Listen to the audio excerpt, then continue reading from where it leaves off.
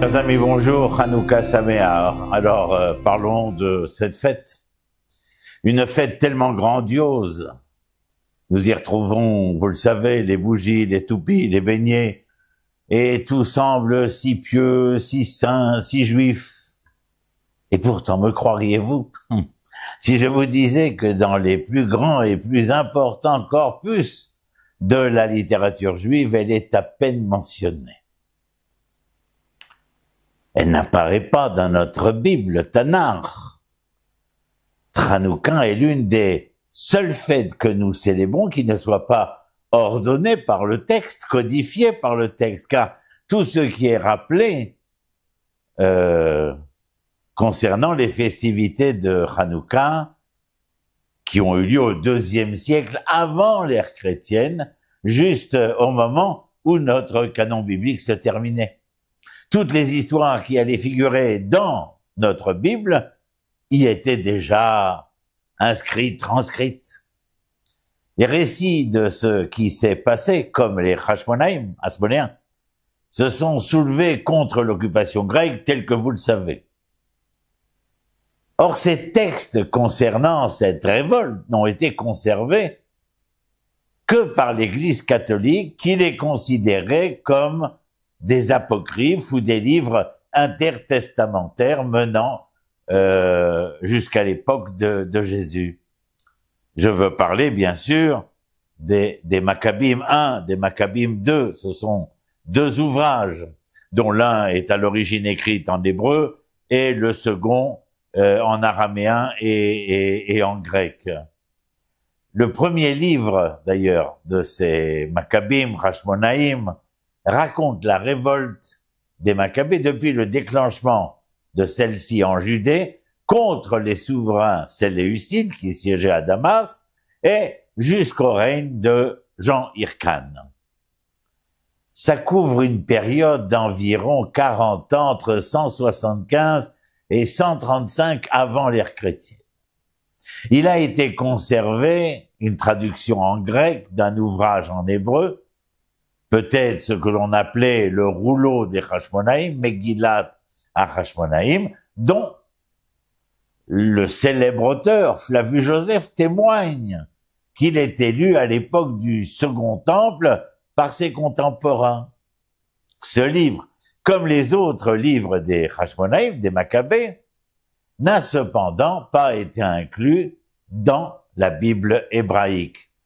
Non pas seulement parce que celle-ci aurait pu être clôturée définitivement quelques années auparavant, mais de par une décision des sages d'Israël de cette époque qui ont refusé d'inclure un certain nombre de livres, beaucoup d'ailleurs, à l'intérieur du canon biblique, même parmi ceux qui déjà y figurent comme le Cantique des Cantiques, Shirachirim, ou le Kohelet de Shlomo Améler. Contrairement à nos sages, les catholiques chrétiens et orthodoxes, eh bien, les ont intégrés comme livres deutérocanoniques dans leur canon biblique, le Nouveau Testament. Mais ce n'est pas seulement notre Bible qui omet Hanouka.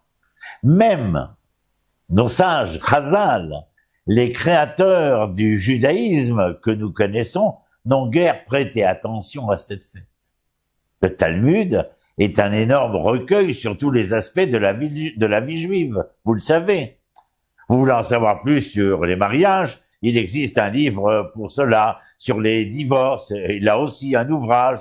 Que faire si quelqu'un jure de ne pas se couper les cheveux et veut ensuite revenir sur son serment, le néder? Eh bien, à ce propos, il y aura un traité. Que faire si votre bœuf attaque un autre animal de la ferme? Il y aura un traité pour cela.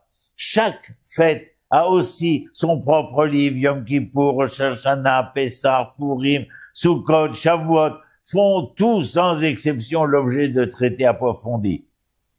Mais pas Hanouka. Si vous voulez savoir ce que dit le Talmud sur Hanouka, vous devez chercher paradoxalement dans un traité complet sur le sujet de Shabbat. Là, il y est brièvement mentionné au milieu d'ailleurs d'une discussion beaucoup plus vaste concernant les bougies nérotes. Et dans toute la bibliothèque qu'est la littérature rabbinique, Hanouka ne reçoit que 4 pages, ou si vous préférez, de feuillets recto verso qui lui sont consacrés. La fête instituée après la réédification du temple tient une place de choix dans la Megillat Ta'anit. Attention, ne confondez pas avec le traité de Ta'anit. C'est, non pas le traité, mais la Megillat Ta'anit traite des jours phases qui commémorent les victoires, entre autres, maccabéennes, et elle est écrite en araméen, et donc d'ailleurs il reste l'un des seuls vestiges au 1er siècle de l'ère chrétienne. Elle est appelée Ansénie, qui marque le renouvellement du culte que nous retrouvons dans les écrits de notre fameux Flavius Joseph, où il l'appelle, lui, Joseph, il appelle la fête des Lumières. Pourquoi? Il insiste sur la symbolique de la lumière inespérée et donc miraculeuse qu'il met en relation avec l'accession à l'indépendance nationale. Intéressant, n'est-ce pas? Pas de fiole. Et depuis ce temps jusqu'à aujourd'hui, nous célébrons cette fête, dit-il, que nous appelons la fête des Lumières, d'un nom qui lui fut, je pense, dit-il, donné parce que cette liberté nous avait été donnée de manière inespérée.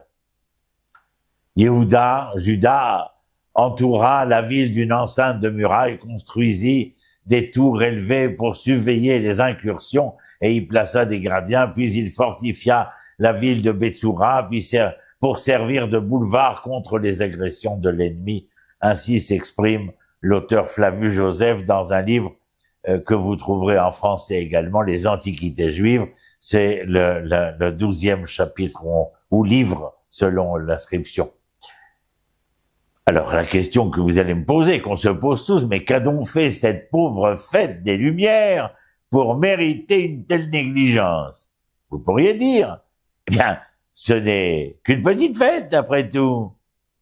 Ce n'est vraiment devenu une fête importante qu'en réponse, je dirais qu'en réponse au boom du Noël commercialisé. Mais en regardant ce que le Talmud compilait autour du VIe siècle de notre ère au sein de la diaspora juive du Moyen-Orient, dit réellement à propos de Hanouka, nous sommes confrontés à un mystère plus grand. Il commence là-bas par un débat entre deux des grands sages qui ont fondé le judaïsme rabbinique. Vous les connaissez? Hillel et Shammai. Shammai dit que nous devrions commencer par allumer 8 bougies et diminuer chaque jour. Hillel dit que nous devrions commencer par une et augmenter progressivement. Comme d'habitude, la décision sera de suivre Hillel. Ce débat n'apparaît nulle part plus tôt. Je vous ai dit, c'est dans un traité talmudique, donc du VIe siècle. Il ne se trouve pas dans la Mishnah ou les Tosefta antérieurs, c'est-à-dire de l'époque de Hillel et Shammai eux-mêmes. Alors, bien évidemment, les questions sont nombreuses. Et en vérité, on aurait dû trouver Hillel et Shammai dans la Mishnah ou la Tosefta, et peut-être rappeler dans le Talmud plus tard, mais tout du moins être transcrit à l'époque de la Mishnah. Et d'ailleurs, il n'est pas certainement attesté de l'époque de Shammai, d'Hillel, alors que serait né environ 50 ans après l'arrivée au pouvoir des Maccabim. Ah, bien sûr, cela pose question. Ils sont rappelés dans ce différent dans le Talmud au VIe siècle, non pas rappelés à l'époque où la Mishnah est libellée, codifiée, alors qu'ils sont nés 50 ans après l'arrivée au pouvoir des Maccabim. donc contemporain de ce qui se passe dans ce qui se passe et s'écrit à ce moment-là. Nous nous attendrions sûrement à trouver quelque chose de plus contemporain en leur nom. Ne pensez-vous pas? Le Talmud semble avoir, à mon humble avis, inventé ce débat près de 700 ans, oui, c'est ça, 700 ans après que l'événement eut lieu et que les rabbins nommés étaient encore en vie. Il y a une bonne raison pour laquelle il voudrait faire cela. Lorsque nous racontons l'histoire de Hanouka, nous racontons la version des rabbins, nous racontons l'histoire telle qu'elle apparaît dans le Talmud. Vous l'avez probablement déjà entendu. Les envahisseurs grecs défiaient la force, etc., etc. Les rabbins ont concocté un épistolier. Un épistolier, c'est un livre liturgique contenant les passages des textes religieux lus à l'occasion des cérémonies religieuses. Et cet épistolier nous donnant des lectures bibliques orientées pour concentrer notre esprit sur les thèmes choisis, bien entendu. Comme de la même manière sera décidé de lire la Haftara à propos du prophète Zacharie, où il est écrit, tenez-vous bien, non par la force ni par la puissance, mais seulement par mon esprit, dit Dieu Tout-Puissant. Vous comprenez qu'en choisissant cette Haftara, on veut vous faire passer un message éminent. Malgré que ce verset que je viens de citer, de Zecharia, de Zacharie, contredit directement l'histoire des Maccabim, ou le mythe qui va s'en suivre, la mythologie des Hashmonaïm. Pas la force, pas la puissance, mais par Dieu, la foi et la paix est une antinomie de ce qu'on a voulu faire passer avec l'histoire des Maccabim. C'est le judaïsme dont nous avons hérité. Voilà le judaïsme que nos rabbins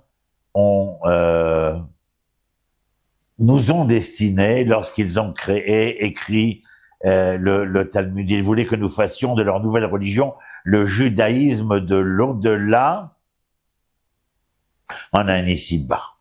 Non pas le contraire. Comme je l'enseigne d'ailleurs, faire d'un ici-bas un au-delà. Faire de la terre le plus bel endroit du ciel, comme dirait Air France, à une époque. La paix dans notre exil, la recherche de la charité, la plénitude d'humilité devant Dieu. Des choses qui n'engagent nullement la collectivité dans la dimension nationale, dans la dimension de peuple, dans la dimension de souverain, dans la dimension d'indépendance, mais bien au contraire, celle d'exilique. Face à la persécution, sous la tyrannie corrompue des Maccabim, nos rabbins vont concevoir, depuis l'hébraïsme du peuple d'Israël, un judaïsme religion afin qu'il soit, selon eux, une force directrice positive pour tous les peuples. Aujourd'hui, grâce à la renaissance de l'État d'Israël, les Juifs peuvent enfin placer leur menorah sur les rebords des fenêtres de l'histoire. Certains illuminés, je vous l'accorde, allumeront dans leur là-bas antinomique, c'est-à-dire ces capitales étrangères, de sombres lumières, c'est le moindre à dire aujourd'hui. Et en Israël, le peuple a conscience de ce miracle qui a eu lieu ici. Nes Gadol Aya Po. Point barre. Il a lieu ici au quotidien. Nous n'avons pas seulement besoin de parler entre nous, nous pouvons partager notre flamme avec le monde extérieur. Israël est visible sur les marchés de l'histoire grâce au courage de ces Maccabim modernes, encore à l'heure où je vous parle, qui ont lancé le processus de reconstruction de notre peuple dans son ancienne matrie. Le défi auquel Israël est confronté aujourd'hui n'est pas seulement de savoir si nous pouvons résister à nos ennemis, mais aussi si notre lumière, aussi visible soit-elle, pourrait éclairer les lieux publics, émettre un message suffisamment profond et convaincant maintenant que la Hanoukia a été retirée de notre espace communautaire et placée à la fenêtre de la nation afin que tous puissent la voir, nous devons nous assurer que cette lumière soit foncièrement belle et inspirante, mes amis. Que vous souhaitez, sinon Hanouka Sameach, Nes Gadol Ayapo. Le miracle a eu lieu ici, il se poursuit, ce petit pays face aujourd'hui à 7 ennemis, et il vint, avec un C au bout. Il est venu, il a vu, et il a vaincu juste pour s'amuser de paraphraser César. Nous n'en avons certes pas fini, mais comme en dit le slogan depuis le 7 octobre, ensemble nous vaincrons. Am en hébreu, bien avant qu'existe la ponctuation, s'écrivait seulement Aïn même, et Am pouvait être Im, car pour être un peuple, il faut accepter d'être avec son peuple, c'est-à-dire ensemble. Loin des yeux, on est souvent loin du cœur. Et on ne peut pas jouer sur cette dichotomie, comme disait Yehuda Levi, mon corps est en Occident et mon cœur est en Orient. Non. Il faut que les deux soient ici, car Nes Gadol Aya Po. Shalom, shalom. À très bientôt.